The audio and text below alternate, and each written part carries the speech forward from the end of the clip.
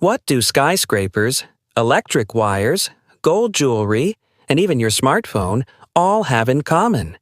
They all depend on one invisible force: metallic bonding. But here's the crazy part. How can metals conduct electricity so easily? Why can metals bend without breaking?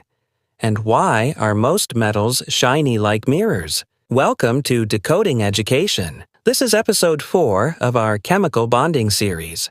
Today, we go inside the structure of metals and decode the bond that built human civilization.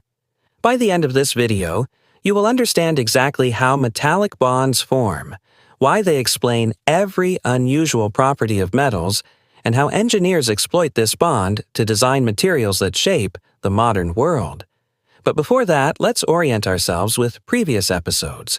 We learned that atoms bond to become stable. We explored ionic bonding, where electrons are transferred, and covalent bonding, where electrons are shared between atoms.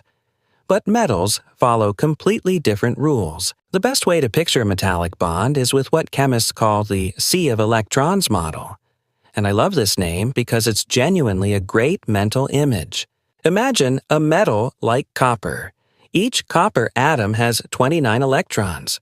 Most of those electrons are tightly bound to the nucleus. But the outermost electrons, the valence electrons, they're loosely held. In a solid piece of copper, those outer electrons detach from their parent atoms and start moving freely throughout the entire material. What's left behind?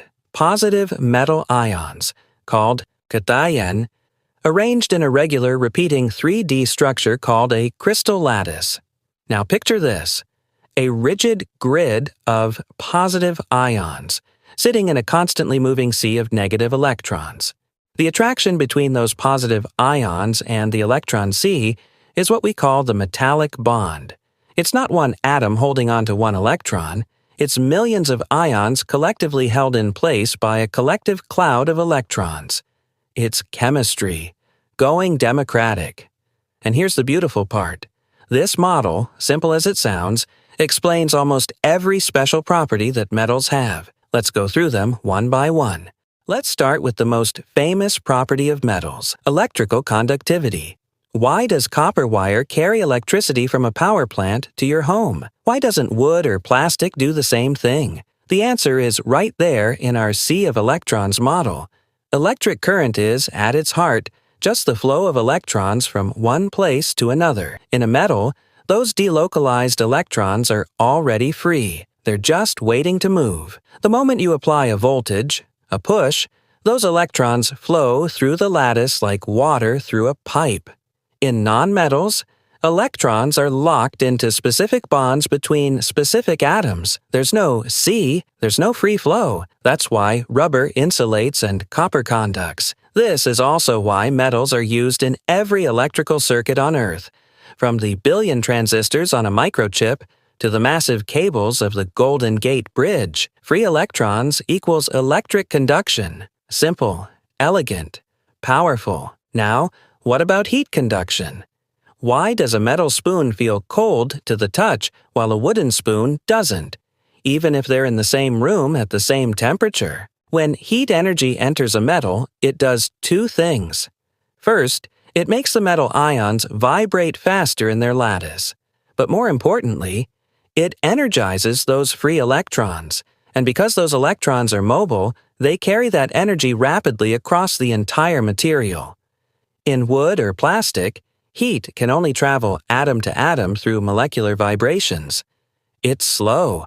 In metal, electrons carry the energy at high speed. Same sea of electrons, now serving as a thermal highway. Another interesting thing in physical property of metal is malleability and ductility. Here's where the metallic bond truly shines, and where it's completely different from ionic or covalent bonds. Take an ionic crystal. Like salt, it's hard but brittle. If you hit it, it shatters. Why? Because when you shift the layers of ions, the positive ions end up next to other positive ions, and they repel each other catastrophically. Crack. Now hit a piece of iron with a hammer. Does it shatter? No, it dents. It deforms. You can shape it. Why? Because in a metal, When you apply force and shift the layers of ions, the electron sea simply flows with them. There's no repulsion, no shattering. The metallic bond flexes instead of breaking. This property of being hammered into sheets is called malleability. The ability to be drawn into wires is called ductility. Gold is the most malleable metal on Earth. 1 gram of gold can be beaten into a sheet nearly 1 square meter in area, 1 square meter, from 1 gram. The Roman aqueducts, the Eiffel Tower, the filament inside an incandescent bulb, all of it made possible by this one elegant property of the metallic bond. Let's step toward shining of metals. Why does gold glow? Why does silver gleam? Why does a freshly polished piece of steel look almost like a mirror? Light is an electromagnetic wave. When it hits a metal surface, those free electrons absorb the incoming photons almost instantly and then re-emit them. They reflect the light back. The electron sea is so responsive, so free, that it can react to almost any wavelength of visible light. That's why most metals appear silvery. They reflect all wavelengths equally. Gold and copper are special. Their electron structure absorbs blue light more, so they reflect yellow and orange, giving them their distinctive warm color.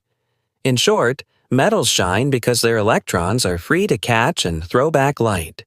Without the metallic bond, there would be no mirrors, no gold jewelry, no gleaming city skylines at night. Now you might wonder, metallic bonding doesn't just make metals shiny, it also makes them incredibly strong. You may have noticed that most metals melt only at very high temperatures. Iron melts at 1,538 degrees Celsius. Tungsten, used in light bulb filaments, melts at a staggering 3,422 degrees Celsius, the highest of any pure element. Why? Because to melt a metal, you have to give every ion enough energy to break free from both the lattice and the electron sea. That's a strong, collective force working against you. The more valence electrons an atom contributes to the sea, and the more tightly packed the lattice is, the stronger the metallic bond and the higher the melting point.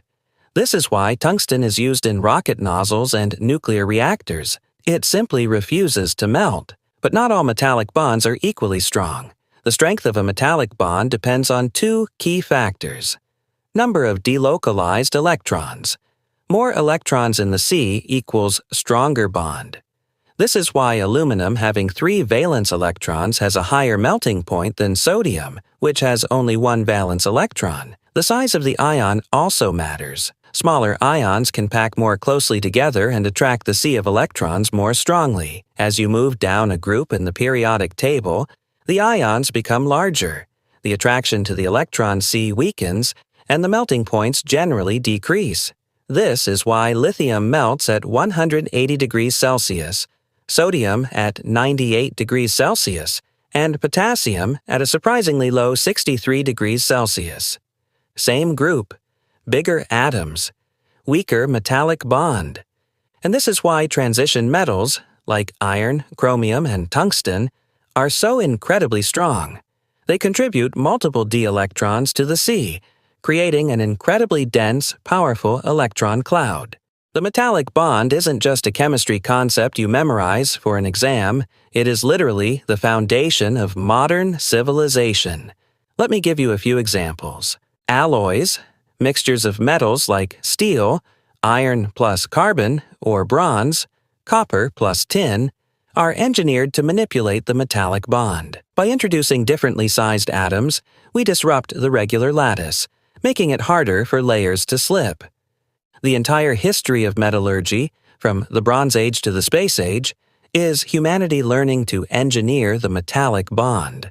Semiconductors, the backbone of computers and smartphones, exist in the middle ground between metallic conductors and insulators. Silicon's bonding is partly metallic, partly covalent.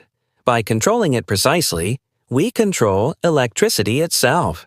Medical implants, titanium hip replacements, dental implants, surgical tools rely on titanium's metallic bond giving it strength, malleability, and biocompatibility.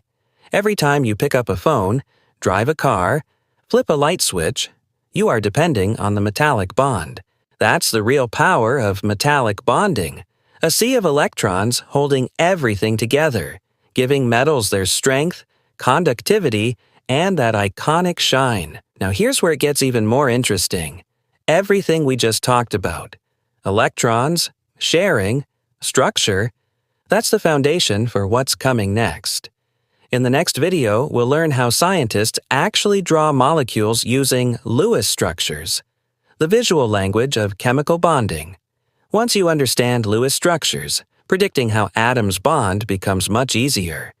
And trust me, once you see how it works, you'll never look at a chemical formula the same way again. So if you don't want to miss that, hit subscribe and tap the bell. The next video is dropping soon, and you're going to want to be there for it. And before you go, drop a comment below. Which part of metallic bonding clicked for you today? I read every single one. See you in the next one.